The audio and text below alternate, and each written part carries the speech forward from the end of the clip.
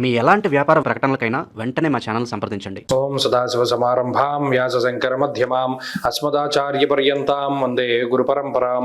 జ్యోతిష్ శాస్త్రాన్ని భావితరాల వారికి ప్రసాదించిన ఋషుల యొక్క పాదపద్మాలకి నమస్కారం చేసుకుంటూ, అలాగే నాకు ఈ జ్యోతిష విద్యను నేర్పిన గురువర్యులు జ్యోతిష బ్రహ్మ కీర్తిశేషులు శ్రీ ఈరంకి సూర్యనారాయణమూర్తి గారు, సూర్యశ్రీ దైవజ్ఞ గారి యొక్క పాదపద్మాలకి నమస్కారం చేసుకుంటూ, ఓం శ్రీ మహాగణాధిపతి నమః, శ్రీ గురుభ్యో నమః, హరి ఓం. వీక్షకులందరికీ నమస్కారం. ఫిబ్రవరి నెల 22వ తారీఖు లగాయితూ 28 వరకు ఉండేటువంటి గ్రహగతుల ఆధారంగా ద్వాదశ రాశుల వారికి ఈ వారం ఏ విధమైనటువంటి శుభాశుభ ఫలితాలు కలగబోతున్నాయో ఈ కార్యక్రమం ద్వారా తెలుసుకుందాం. అందులో భాగంగా ఈ వారం ఉండేటువంటి గ్రహస్థితిని గమనిస్తే, ఈ వారంలో కూడా గత వారం మాదిరిగానే పంచగ్రహ కూటమి సంభవిస్తూ ఉన్నది. అది కూడా కుంభరాశి ఎందే సంభవిస్తూ ఉన్నది. రవి, కుజ, రాహు, శుక్ర, బుధ గ్రహాలు కుంభరాశి ఎందు సంక్రమిస్తూ ఉండగా, మీనమందు శనేశ్వరుడు, మేష, వృషభ, మిథున రాశుల యందు చంద్రుని యొక్క సంచారము, మిథునమందు గురుడు, సింహయందు కేతువు యొక్క సంచారంతో ఈ వారం గ్రహస్థితి ముందుకు సాగుతూ ఉన్నది. ఇటువంటి గ్రహస్థితిలో ద్వాదశ రాశుల వారికి ఏ విధమైనటువంటి ఫలితాలు కలగబోతూ ఉన్నాయో తెలుసుకుందాం. అందులో భాగంగా కుంభరాశి వారికి పంచగ్రహ కూటమి తాలూకు పీడ ఇంకా వదలలేదు. ప్రత్యేకించి మరలా కుజుడు 12వ స్థానం నుండి జన్మరాశికి వచ్చి ఈ 5 గ్రహాలు మరలా జన్మరాశిలో ఉన్నాయి.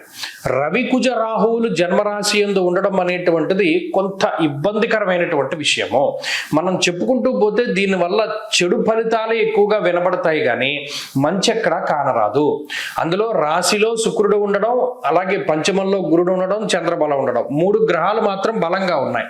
కొంతమంది మంచి తీసుకుంటారు, అంటే గురు బలం ఉంది, చంద్రబలం ఉంది, శుక్రబలం ఉంది కాబట్టి కుంభరాశి వారు ఆత్మస్థైర్యంతో ఉంటారు, బాగా ఆలోచించి చేయండి, లేదా ఇలా కొంత టకటక చెప్పుకుంటూ వెళ్ళిపోవచ్చు ఎవరైనా. కానీ ఇక్కడ మనం లోతుగా విశ్లేషణ చేసుకుంటే, జన్మ రాశిలో రవి, కుజ, రాహువులు అది కొంచెం ఆలోచించేటువంటి స్థితి ఏమవుతుందండి. దానివల్ల జన్మరాశిగతే భౌమౌ యక్షరాక్షస పీడితం దేహార్తిచిత్త సంతాపకాలాత్ క్రమ భోజనం దేహ పీడ మనక్లేశం అంటే చెప్పుకుంటూ వెళుతూ ఉంటే శరీరం ఎక్కువగా కష్టపడేటువంటి స్థితి ఉండొచ్చు, అనారోగ్య సమస్యలు కలగచ్చు, లేదా ఏదైనా దెబ్బలు తగలచ్చు, కాలిన గాయాలు, కోసుకున్న గాయాలు, లేదా పదునైనటువంటి వాటి వల్ల ఏర్పడినటువంటి గాయాలు, లేదా వాహనాల వల్ల ఏర్పడినటువంటి గాయాలు, అంటే ఏదైనా బండి మీద వెళుతూ ఉంటే అకారణంగా పడిపోవడం, దానికి మీ ఫాల్ట్ ఏమీ ఉండదు, కొత్త బండికి పడిపోతూ ఉంటారు, దానికి ఏం రీజన్ కూడా ఉండదు.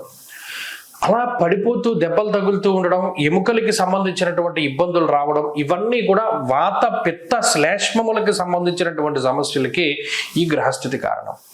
ఏమండి ఇంత భయానకంగా ఉంది అంటే, ఇక్కడ సమయం బాగాలేదు. ఈ విషయాన్ని దృష్టిలో పెట్టుకోండి. గోచారంలో సమయం బాగాలేకపోయినప్పుడు చాలా జాగ్రత్తగా అడుగేయాలి. మీరు నడుస్తూ వెళుతూ ఉన్నారు రోడ్డు మీద, లేదు నదీ ప్రవాహం గట్టు మీద నడుస్తూ వెళుతున్నారు, బాగా పాకుడుగా ఉంది, అప్పుడు మీరు ఏం చేస్తారు? స్లోగా నడుస్తారు. పాకుడుంది అని తెలిసి కూడా ఫాస్ట్గా నడిస్తే పడతారు. అలాగే ఈ గ్రహస్థితి బాగాలేదు అని తెలిసినప్పుడు ఆగి నిదానంగా ముందుకు వెళ్ళాలి తప్పితే ప్రయోగాలు చేయకూడదు, సాహసోపేతమైన నిర్ణయాలు తీసుకోకూడదు, ఎక్స్పెరిమెంట్స్ అన్నవి పనికిరావు. అది దాన్ని కోసమే జ్యోతిష్యము. అంతే తప్పితే ఏది ఎలా ఉన్నా కొంతమంది బాగుందని చెప్తారు, దాన్ని మనం పట్టించుకోనక్కర్లా. గ్రహస్థితిని విశ్లేషణ చెయ్యండి. పాపగ్రహాలు జన్మరాశి సంచారంలో గోచారంలో ఉన్నప్పుడు వేదన కలగజేస్తాయి.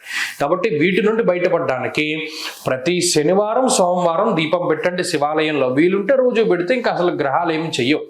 కాబట్టి శివారాధన, పరమేశ్వరుడికి సంబంధించినటువంటి స్తోత్ర పారాయణ చాలా మంచిది. మరిన్ని శుభ ఫలితాల కోసం రుద్రకవచం చదువుతూ ఉండండి. ఈ వారంలో కలిసి వచ్చేటువంటి రోజు శుక్రవారంగా చెప్పవచ్చును. అదృష్ట సంఖ్య 5, అదృష్ట వర్ణము 1.